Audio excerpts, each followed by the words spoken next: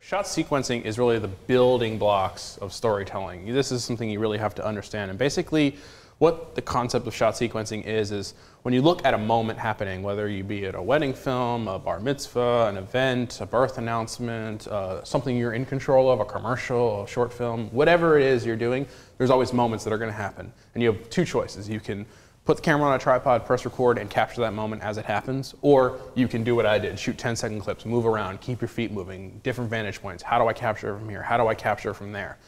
And that's shot sequencing. Taking a moment that could be one shot and breaking it down into as many shots as possible is sort of the basic concept.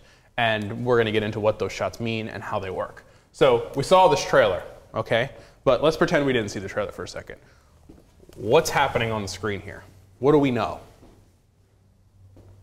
What do you see from the photos? Just answer whatever you see. Someone sitting and reading a magazine. Someone reading a magazine. What else? Surprised by the phone call. Surprised by the phone call. What does the surprise by the phone call do? Makes him fall. Makes him fall. Is he sleeping or is he dead? Who knows? Who knows? He's alive. Yeah. I have confirmation he's alive. What else do we know? You've got a great storyboard going, obviously, with the different clips and to put something together inside your video editing. Yes. And the guy's a photographer because it's or a wannabe photographer. You don't Right. know. Okay. Let's keep going. What else? Let's get obvious. He has a dog. He has a dog. Another character. He's relaxing. He's relaxing. He's reading a book. What kind of book? Photography. Photography book. Who called him? Mrs. Connor. What color is his shirt? Red. What's the weather outside? It's nice. Sunny. Nice. So, you know what this is?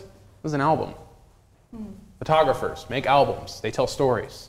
Okay? And just by pointing the camera in certain directions, you are telling the story. Nothing has to move. No one has to talk. No one has to say anything. I deliver the information by choosing what to shoot. And if I just have the camera on a tripod capturing the moment, you're never going to know who calls him. You're not going to draw attention to his feet. You're not going to see the page in the book he's on. It's overwhelming. So that's the idea, is to, as the filmmaker and the storyteller, the reason why you move around in shot sequence is so you draw the attention to certain details of the moment so that you almost GPS your viewer as to where to go and what to pay attention to. This is important. This is important. This is not as important. So that's the idea of shot sequencing and storytelling. And every shot you take in a shot sequence is going to fall into a category: wide shot, medium shot, close-up, and B-roll. These are the 4 shots. And these all have a purpose. What do we use them for? Let's start with the wide shot, because this is sort of a lost art in indie filmmaking, because it's very difficult to make really pretty wide angle shots. A, because if you're in control of the lighting, it's a lot harder to light, which we'll get to later. And B, there's so much happening. So what are we using the wide shot for? Establish everything. Everything we just said about the character, the weather, what color his shirt is, the magazine, you see the camera strap, you see the phone, all of it's there in the shot on the left here.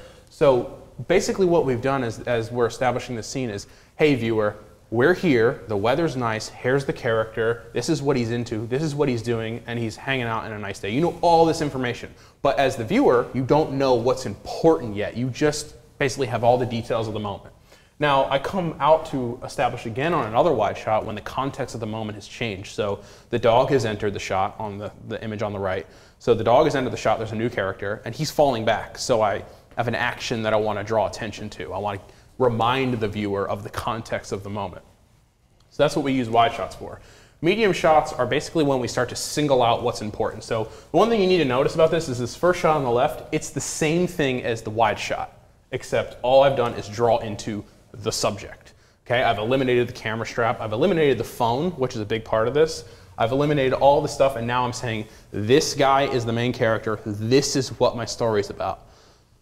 The phone obviously is a big, it's the phone that causes him to fall. The phone call that causes him to fall. Cause and effect, right? So that's really important. So I want to give the phone its own medium shot so the viewer knows the phone is also equally as important as the main character.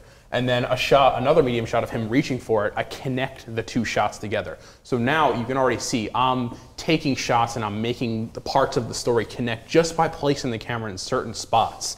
So I'm drawing your attention to those specific moments.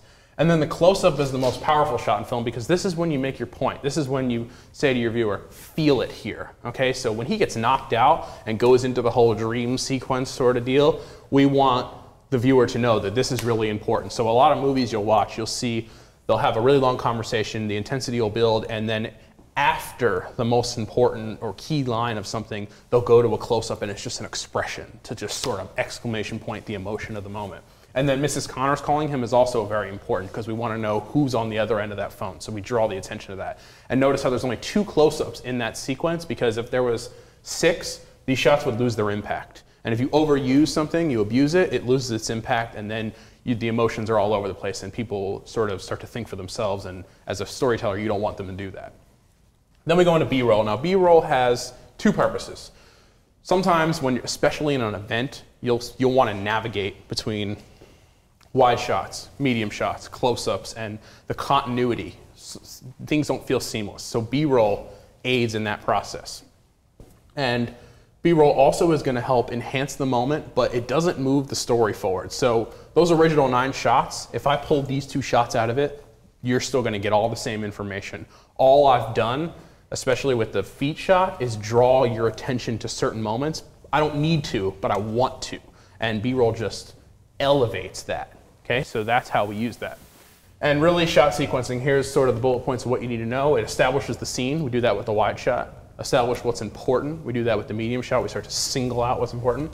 Controlling the pace. Now, pace is it's a religion of mine. So we're going to get into a whole pace discussion in a second, but the pace and time are completely unrelated. Just because something is shorter doesn't mean it's paced better. Something can be longer and paced better. So pace is all about how long something feels it is.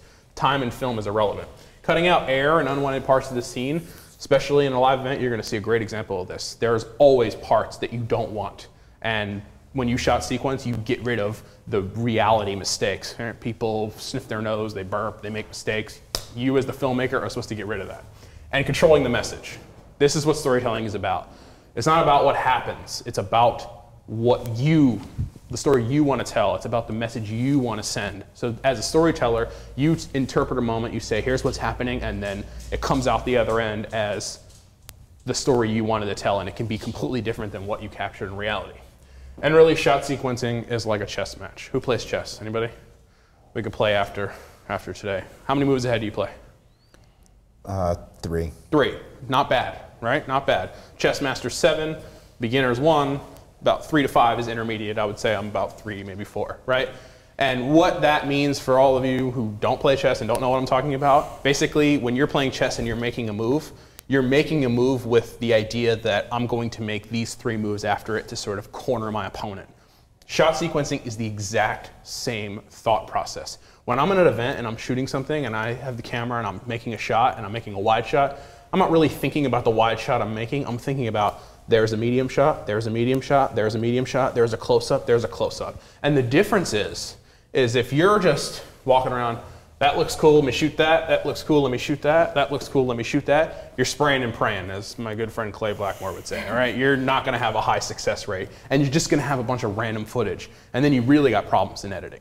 But if you shoot shots and cluster them together, all right, I have a wide shot. I can pick out 5 medium shots from this, 2 close-ups and a bunch of B-roll. Now you have a bunch of categories. You know 10 files, 10 clips are gonna go together in a sequence, and then you create mini moments, which eliminates the sort of time it takes in editing to organize and helps you connect things, and it makes it really, really seamless.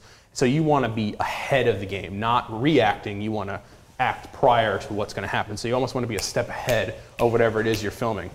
And what we did here to sort of make this point, and we're gonna come back to this film a lot in this entire 3 days because it has the principles of filmmaking in it. We're gonna show you a chess match in real time, okay? And then we're gonna show it to you shot sequenced. And we're gonna see that the same thing happens, but it's just where the camera's placed that changes how you feel about it. So let's watch a real-time chess match.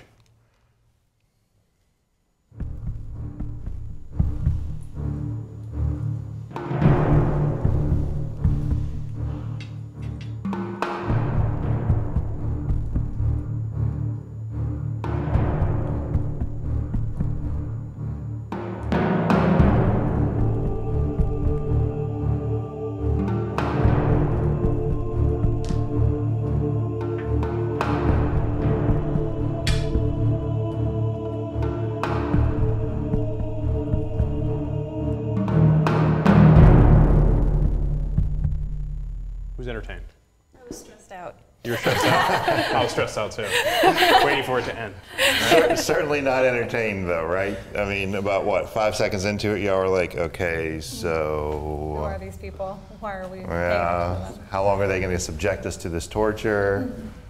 But the thing is that those are the situations you're going to find yourself in, especially in live filmmaking. It's reality, and how are you going to change it? So let me show you the exact same thing, but with shot sequencing, and see how it changes.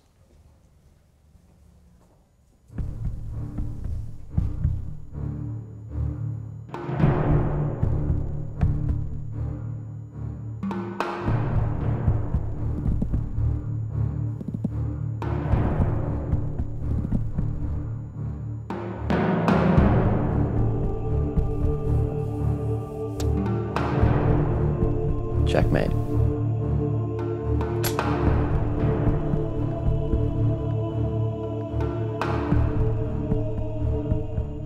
Okay, so how many of you felt like that went by a lot faster? Was it the exact same time? It wasn't. It was 10 seconds longer. Felt shorter. But it felt shorter, right? Why did it feel shorter? Because we cared. Because what? We cared. We wanted to know what was happening. There Why? was Not bored. suspense. You had the close-up, you had different close-ups, you had B-roll, you had, you know, the different angles of the camera. Just kept us wanting to see more. And the eye contact, the emotion in the eyes. Well, what I thought was interesting about, they weren't really doing anything different with their faces, it was just shot differently. And so the shots conveyed the emotion without the individuals necessarily having to act it. Exactly. And this is where we want to introduce kind of the difference between filming reality and then shot sequencing to build a story from its individual pieces and then arranging them in a compelling way. Yes? Yeah, so I want to just read out what some of the folks online are saying about that second one, saying, like you guys said, the shot sequence took the viewer into the storyline. That was from Dreamsicle Studios. And ACM83 said, the pausing and the moments, that kind of helped out along as well. Absolutely. And yeah, go ahead. Ahmad Khan says there was more emotion with each shot, and Pico said that it was more engaging, so just drawing people in. And So- then also comments about the pace, so just the pace. was Pace, more yes. engaging. Feels a lot faster. And I want to talk about this. I want to make the difference between, make this point. There's videography and there's filmmaking. Now, for any of you videographers out there, this is not meant to offend you. But this is the way I think about it, okay? Think about your brother's wedding video or your mom's wedding video or somebody who had a wedding video made a few years ago. Anything that's on a videotape. Okay, what is that, and why is it that nobody ever sits down and watches it? And why is it that you just bring friends over for the night? Hey, let's watch my wedding video. Because it's a camera on a tripod recording reality and giving reality back to you. Mm-hmm. And there's something really interesting about humans. We don't like reality that much, okay? We like fantasy. We like something better than reality. Now, we have two photographers in the audience. You make money selling photos, right?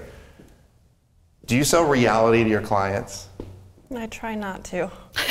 They won't pay you for it. They don't want to see their messy house. They don't want to see their messy house. They don't want to see, oh, have I really gained that much weight? Am I really losing this much hair? Am I really getting older?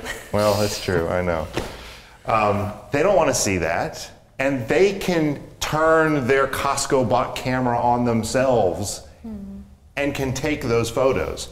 The reason why they're paying you as a photographer is because you have the training, you have the education to go out there and give them fantasy lighting that makes them look more dramatic or maybe hide some of their flaws. Fantasy posing makes them look slimmer by turning their body from the camera, right? And the all-important fantasy liquefy. That's what they're paying for. They're paying for a fantasy version of themselves.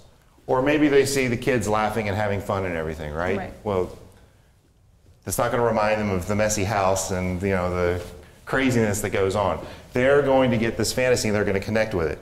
And that's the value add as a photographer. It's making people look better and giving them a version of their lives or themselves that's more than what they can see in the mirror. The value add as a filmmaker is to tell a story through shot sequencing that heightens the awareness, that gives a fantasy version, a more intense version of life than what we experience from just looking at it and watching it. Does that make sense to everybody? Yes. So this is such an important topic that we have a pledge that goes along with this, and everybody has to stand up. Everybody has to stand up. And everybody on the internet, you must stand up, because if you don't take this pledge, like, it's not going to stick. So yes, you right there, sir. Yes, stand up, thank you, okay? Let's do this. Everybody raise your right arm to the square and repeat after me. I state your full name. I, Lance Alexis Cadena. Laycock, Oh, normally they say state your full name. That's good, we got names. Do solemnly swear do solemnly swear to never record reality to never record reality and try to sell it back to my clients. and try to sell it back to my clients. Sit down. You are all filmmakers. Round of applause. Okay, this is a very, very important pledge that you just made. You've changed your lives forever. Have any of you been to a concert in recent time? Anybody? Yeah. What concert? Chevelle. Chevelle, how much did you pay to go to that? It was about 45 bucks. Sorry for asking you personal. No, it's fine. But $45. So let me ask you a question. Would you pay $45 to watch it on TV? No, No. Why did you pay $45 to go live? because it was an experience. But why wouldn't you pay the same thing to watch it on TV? It's the same thing. It's boring. Boring, I could listen right? to it. Yeah. You know why? It's because when you're there, you're there. When you're on TV, it's flat. It's two-dimensional. It's on a screen. So as a filmmaker, when you're, especially live events, which I'm going to show you what it means to do a live event correctly and how to capture the emotion, when you have to think about it like it's a concert. People pay obscene amounts of money to go to a concert and be there live, to feel the sound, to watch it live in the flesh. But on television, it's the exact same thing. It happened, and in a lot of situations, it could be better because you have a better viewpoint, but it doesn't feel the same. As a filmmaker in a live event, you have to be thinking about, how can I make this feel like the person is there? And the reason why the chess thing works so well is because the camera gets up close and personal, and it leads you in how to think and how to feel. And when we get into things later, you'll see that the camera positions are no coincidence, and like where the angles are, they're no coincidences. The shot selection is no coincidence. They're all done for a specific purpose. So, audience. Yeah, I just have a comment. There's a conversation going on about documentary and how you would say, because let's see, Pico said, looking at documentary saying everything is about telling and showing the story, but other people were saying, well, isn't documentary about showing reality? Well, yes, but you also have to understand that documentary filmmaking is heightening reality. Some people make non-biased documentaries. But you're still filmmaking. There's still editing that's involved. There's still music that's involved. Rip those moments away, and the documentaries aren't entertaining. And if they're not entertaining, they lose their value because you wouldn't sit there and watch it. So documentaries are constructed in a way that they capture the very essence of reality, but they seam it together in a storytelling way. And there is a lot of storytelling going on in documentary. More important so because it is reality. So you do have to be sort of careful with that, and when you assemble it, it has to have some sort of story structure and arc to it. And documentary filmmaking or event filmmaking, documenting what is happening and then turning it into something, it's a great segue into our... Yes, I was just going to say. Yeah, into our next thing, Hal. We're going to show you something that's documentary. It's a wedding. It's something that really happened. It wasn't scripted. We couldn't go there and rearrange things. We didn't have time to do camera angles. But what we ended up doing was creating a story from a live event. So yeah, when you go to a live event, here's the first thing you have to get over. You can't be afraid to move, okay? Especially in a wedding. If you miss in all the weddings I've done, I've missed the kiss, like the final kiss, like at least half the times I've done it. I've missed, the ring exchange a bunch of times. It doesn't matter, because especially in a wedding, here's the two things that are gonna happen in a wedding every single time.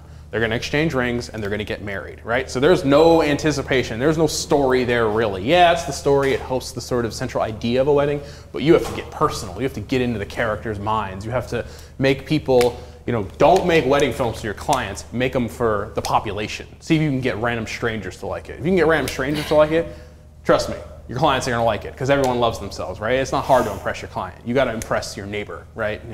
Jeff was saying about the 2-hour wedding film, like no one watches it. Like, I am confident that some of my wedding films I can show to strangers, and they They might not be emotionally moved like that's Academy Award-winning film, you know, like Gladiator or something, but they'll watch it and be like, I didn't want to shoot myself while I was watching that, you know, because wedding films can be that boring. So what I want to show you is we went to New Orleans, and with not a lot of gear, we shot a wedding. It's a bride and a bride, okay, that right there. And I want to show you what the raw footage put together. Even the raw footage has storytelling to it.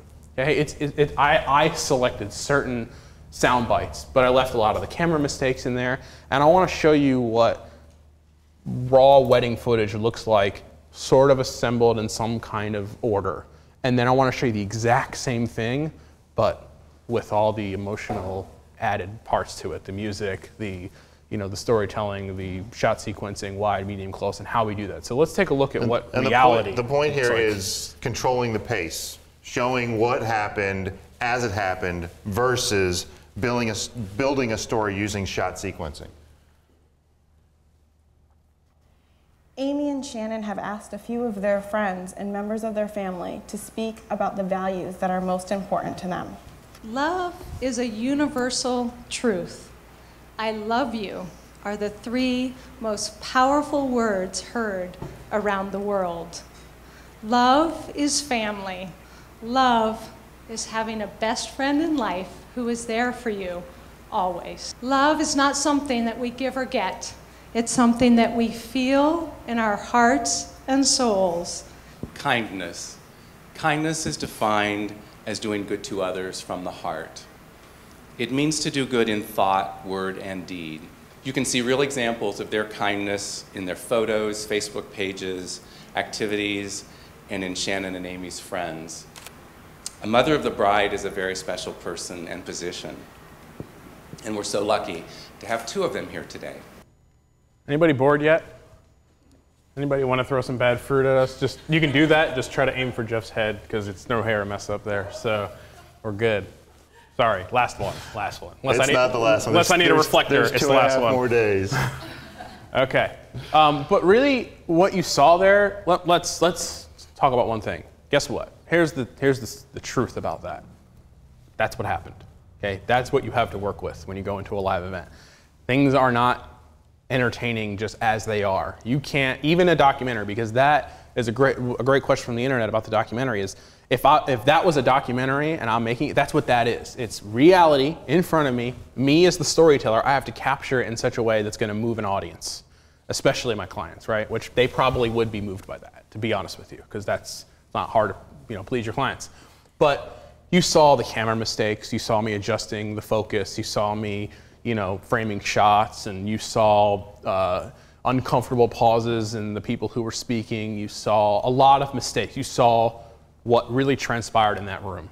Okay? Now, me as the filmmaker, I know I just capture all those elements, and then once I get it on the editing board, I put the puzzle together, and I know I get something. So I want to show you what all that footage really does assemble into, and that you can always find a story that can move people off their seats in the raw footage. Let's take a look at that.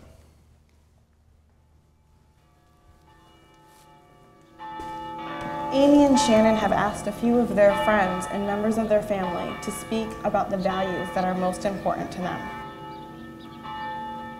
I love you are the 3 most powerful words heard around the world. Expressions of love are unforgettable, leaving memories that last a lifetime. Never underestimate the power of saying, I love you. Love is family. Webster defines family as a group of people united by common ancestry, a group of persons living under one roof, a clan or a tribe. Whatever you call it, you need it. With our wedding, we see our 2 families uniting. Love is having a best friend in life. Okay, so here's the deal. It's open 24/7. Really? Yeah. Every day of the week. Every day of the year except Christmas night. That's it. That's the only time it's open. Otherwise, 24/7. When Amy first told me about Shannon, they were getting ready to watch a Saints game, and Amy told me Shannon was a big fan. It wasn't until I first met Shannon a few months later that I realized that was a huge understatement. Unless a commitment is made, there are only promises and hopes, but no plans. In all ages, among all peoples, this ring has been a symbol which is measureless. Over time, I've had the pleasure of witnessing the level of commitment that Shannon and Amy have devoted to one another.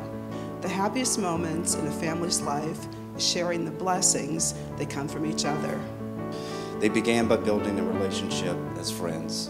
Love is not something that we give or get. It's something that we feel in our hearts and souls. Sharing a home together, embarking on the journey of motherhood. Family is kindness. A family should be kind to each other. Kindness is defined as doing good to others from the heart. It means to do good in thought, word, and deed. Family is forever. It's like the branches of a tree, growing in different directions, yet your roots remain as one.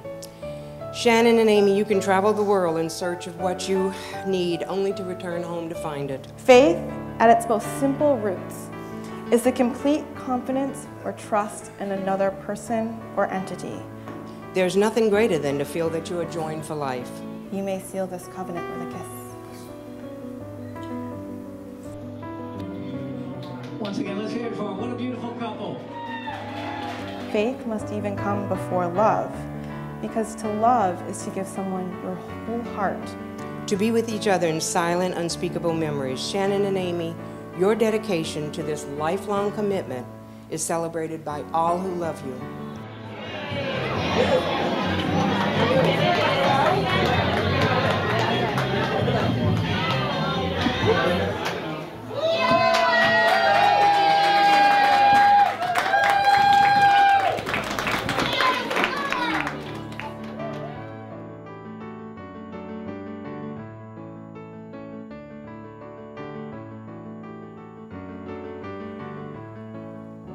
Okay, so did you notice the difference between reality and the mistakes and things that are out of focus and then piecing things together to tell a story? What happened here is that we knew ahead of time that the family, the brides, were going to have 5 of their friends come up and give a talk on each one. So Ross knew going in, even without reading any of their text, that he was going to be able to build a story by interweaving comments on the 5 different topics. And so that was going to give us a chance to take something that happened and then make it better than reality. And this is what we apply to all of our documentary filmmaking. A little aside here, as photographers, a lot of us are like, how do we actually start adding filmmaking services to our business, getting our clients involved? I'll tell you how we did it, and we did it in very much the same way that what you're seeing here. I got a call from Skype, who hired me to shoot the photos for their annual conference where they bring every employee in, 1,000 from all over the world, 17 countries, in Amsterdam. And so I got the contract to do the photos. I'm like, you know what? We also do video too. She's like, oh, we have no budget for video. We can't do that. And I said, well, you know what? We're just going to throw it in for free. Because I knew with Ross's ability to capture a moment and then rearrange that and heighten reality that we would impress them when we did that. So what we did is we emptied the frequent flyer account and got tickets for Ross and I, and Ross called his best friend up and had said, hey, do you want to buy your own ticket? Come and work for free for us in Amsterdam for 5 days. And he said, sure, why not? It's Amsterdam. So we did that. We went over there and I did the photos, and Ross and Scott made a film for Skype on the conference. And when they saw it, they were so impressed because they're used to getting like the AV Teams version of a conference, right? Which looks a lot like what we saw at the beginning of the wedding, where it's just speech after speech after speech. And he rearranged it to tell a story of the whole event, brought drama into it, brought music into it. Well, they showed it to some people that they knew at Expedia, and then Expedia hired us on a $10,000 contract just for the filmmaking to do the same thing a few months later. So you have the clients. For a lot of people, what's tough is finding clients, right? If you're going to start a business, how do I get people to give me? You already have people giving you money as photographers. You just have to understand shot sequencing and storytelling, and then you can add this service to it. And there's a whole bunch of people out there who are graduating from film school who are never going to be able to work in Hollywood. There's not enough jobs. And they're going to need income.